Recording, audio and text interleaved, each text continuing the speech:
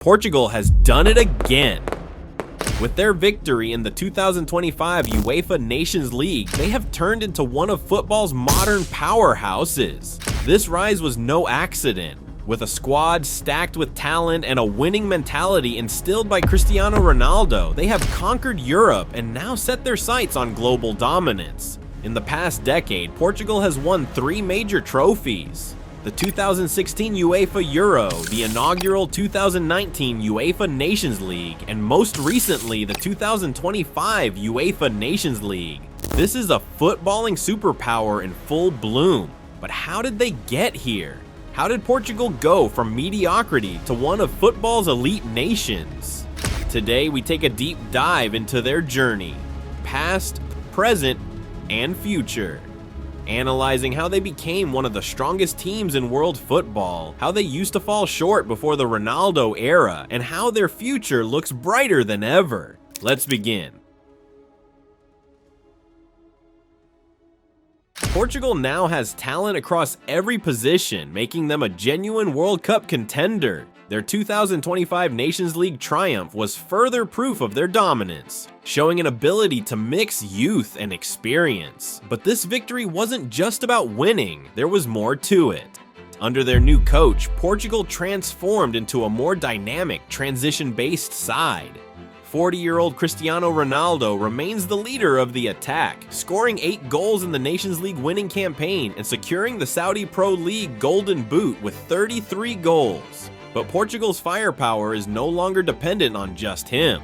Rafael Leão is an electrifying winger with speed and physicality. 𝐼𝐶𝐶𝐭 Conceição is a game changer on the right, capable of curling shots into the net, as seen in his stunning goal against Germany. João Felix adds flair and unpredictability, and Pedro Neto brings speed and versatility across both flanks. Francisco Trincão, often overshadowed by Victor Gyökeres at Sporting Lisbon, delivered 11 goals and 16 assists in an outstanding season. Pedro Gonçalves, Sporting's key attacking force, continues to shine alongside them. Portugal's depth in attack is unreal. Leão, Neto, and Gonçalves can rotate on the left. 𝐾𝐭, Trincão, and 𝐾𝐭 cover the right. Up front, Ronaldo is backed by Diogo Jota, who helped Liverpool win the Premier League, and Gonçalo Ramos, a crucial player in PSG's treble-winning season. In midfield, Portugal boasts technical brilliance. Vitinha, João Neves, who also won the treble, is a ball winner with brains. Bruno Fernandes, despite Manchester United's struggles, contributed 19 goals and 17 assists in 56 matches. Bernardo Silva, even in a tough season with Manchester City, remains a world-class playmaker. Ruben Neves, since moving to Al Hilal, has been in top form. Then there's João Palhinha, pure grit and muscle. At Bayern, he's been a beast. With almost 93% passing accuracy and winning 70% of his tackles, he's the kind of player who does all the hard work that makes the rest of the team look good. Rodrigo Moura, just 18 years old, already has 10 goals and 4 assists for Porto, making him a rising star. Defensively, Portugal remains solid despite Pepe's retirement.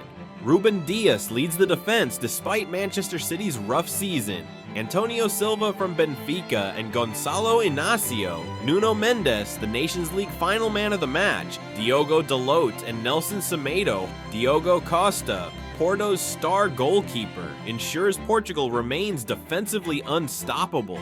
With so much talent and tactical flexibility, Portugal heads into the 2026 World Cup as one of the strongest teams in world football.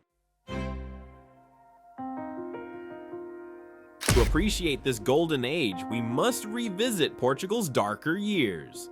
For decades, Portugal was Europe's nearly man. They produced brilliant players like Eusébio, Figo, Rui Costa, Paulo Sousa, and Deco, but silverware was always just out of reach. Euro 2000 ended in a heartbreaking semi-final exit to France. Euro 2004 was even worse. Hosting the tournament, Portugal lost the final to Greece in one of the biggest upsets in football history. In the 2006 World Cup, they reached the semi-finals but fell to France again. It felt like a curse.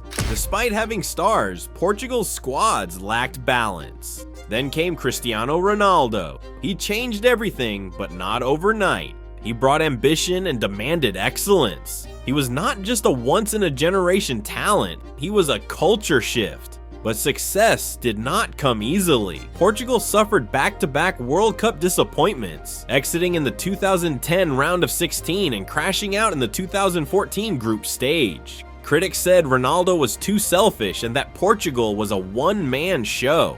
That all changed in 2016. Under Fernando Santos, Portugal went on a historic Euro run. The final against France was symbolic. Even after Cristiano went off injured, they fought on and won their first ever major international trophy. That victory rewrote Portugal's narrative, but challenges remained. Portugal's 2022 World Cup exit exposed flaws in their system.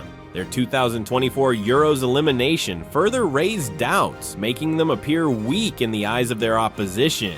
Then came their 2025 Nations League triumph, which was their strongest response yet.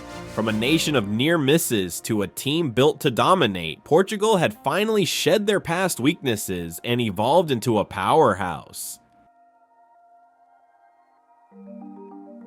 Despite their rise, Portugal faced setbacks in recent tournaments. Their 2022 World Cup exit was disappointing as they struggled with slow transitions and lacked efficiency in front of the goal. The 2024 European Championship exit further cast doubts, making them seem vulnerable against top opposition. However, Portugal isn't just strong now, they're built for long-term dominance. The next generation, led by João Neves, Vitinha, Francisco Conceição, and Rodrigo Moura, is ready to elevate Portugal even further.